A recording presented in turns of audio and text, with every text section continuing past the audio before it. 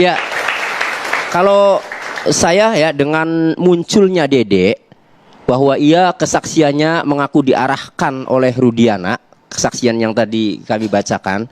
Kemudian ditambah lagi Liga Akbar juga sama, ya. Ia mengaku juga diarahkan karena pada dasarnya yang sebenarnya Liga Akbar tidak pernah tahu. Dalam kesaksiannya Liga Akbar bersama Eki itu kan berbarengan motoran, ya, lewat kemudian dilempari. Liga Akbar yang masuk gang kemudian selamat, Pina Eki terus dikejar akhirnya jadi korban. Nah, dari dua orang yang muncul itu semakin menguatkan keyakinan saya bahwa semua ini, ya, skenarionya itu, ya, semakin menguatkan keyakinan saya. Saya semakin yakin bahwa Pak Rudiana inilah, ya, yang tahu semuanya. Oleh karenanya jalan masuk untuk memeriksa Pak Rudiana ini sudah ada, yaitu laporan polisi baik terhadap Rudiana maupun terhadap Dede. Dari Dede bisa, karena ketika Dede diperiksa, Liga Akbar diperiksa, pasti akan menjelaskan siapa yang mengarahkan. Nah, ditambah lagi di netizen ini beredar luas bahwa yang meninggal itu katanya bukan Eki. Eki itu masih hidup. Itu di netizen ya. Kalau sampai ini benar, ya kalau sampai ini benar, wah, luar biasa ini. Harus ditanggapi, Bu Elsa. Kalau sampai ini benar ya, bahwa Eki itu masih hidup, sebegitu rapi skenarionya, lalu untuk menutupi apa, atas pesanan apa, kemudian ya ternyata misalnya yang disebut-sebut Eki, kemudian ternyata bukan Eki, dan dugaan Anda kemana? Bang Tony, dugaan Anda ya, Pak, Bang Tony, dugaan Anda kemana? Skenario siapa, otaknya siapa, dugaan Anda dijawab singkat. Ya, sebenarnya kalau dari putusan ini ya, pertama yang mengamankan adalah Rudiana.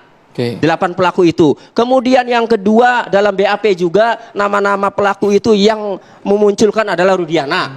Kemudian CCTV di lokasi kejadian tidak diperiksa, tidak dibuka. 6 handphone dalam yang menjadi barang bukti juga tidak dibuka, termasuk handphonenya Pina. Ya, jadi ini menurut saya yang disidangkan ini adalah skenario. Tujuannya apa? Lah, kita tidak tahu, makanya Pak Rudiana diperiksa ini biar jelas.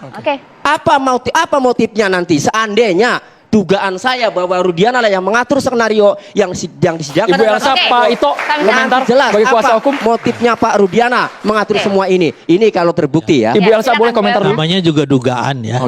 Dugaan kan bisa benar bisa nggak benar. Jadi saya sendiri sudah mendapatkan keterangan langsung dari anggota Irwasum yang kebetulan bekas sekpri saya. Sekarang bintang 1. Beliau mengatakan dia sudah ngecek langsung ke makamnya Eki dan Vina. Yang kedua, dia sudah melihat dalam visum, dokter itu tidak mungkin mengatakan bahwa nama saya Ito tapi disebutnya Elsa, nggak mungkin. Karena itu harus visum itu kan harus betul-betul mayat. Nanti kasihan kalau namanya dimakamkan si Panji, tahu-tahu namanya si Ito, kan beda. Kemudian yang kedua, CCTV waktu itu Mas Tony, CCTV-nya tuh nggak ada, Pak. Jadi yang ada jauh itu sama sekali tidak, sehingga tidak bisa digunakan. Satu keterangan yang sekarang rame, adanya sperma. Saya sudah bicara dengan dokter forensik yang memeriksa. Betul Jenderal, ada sperma. Tapi sperma itu mempunyai masa rusaknya. Kemudian pada saat kami melakukan penggalian atau ekshumasi, sperma itu sudah bercampur dengan tanah dan air. Di sana juga ditemukan, kami sulit menemukan DNA, sehingga itu tidak dimasukkan dalam pasal perkosaan, hanya pasal 340. Itu alasannya penyidik mengapa menyebutkan hanya pasal 30.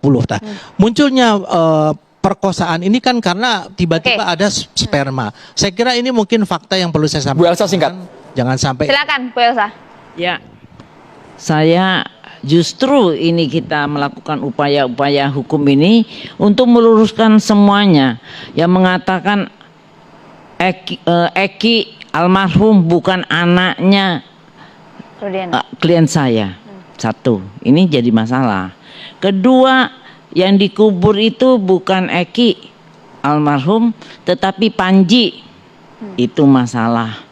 Kemudian ini kecelakaan, bukan pembunuhan, itu masalah. Saya nggak usah panjang lebar ya, karena ini udah putusan ingkrah yang kita harus hormati. Tetapi saya lihat podcast nih yang terbaru ya 2 hari yang lalu, podcast antara DM dengan pemandi mayit ya, pemandi mayit dari almarhum Vina ya, Vina.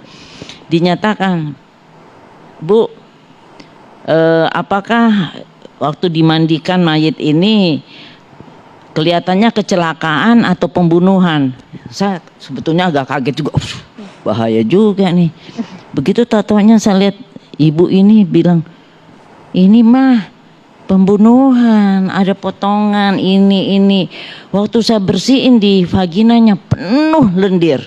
Jadi ini bukan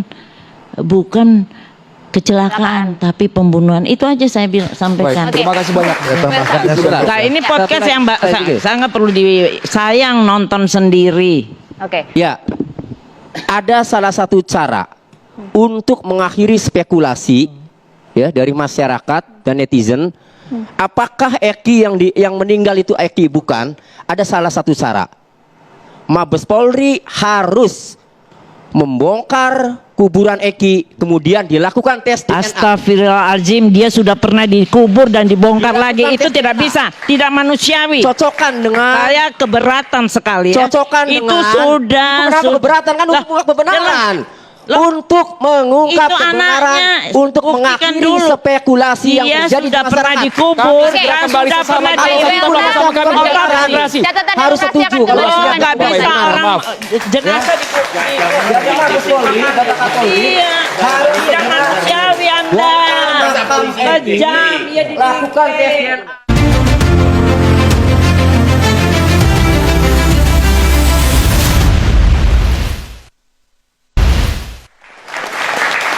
Usai sudah catatan demokrasi hari ini, saya Andrew Meda Mercury. Dan saya Maria Segas, terima kasih kepada seluruh narasumber yang sudah hadir pada malam ini, dan juga terima kasih untuk seluruh mahasiswa yang sudah hadir. Kita tunggu bagaimana kemudian nanti kelanjutan dari kasus ini. Harapannya semua kebenaran bisa terungkap. Saya Maria Segas dan Andrew Meda Mercury pamit. Terima kasih. Sampai jumpa.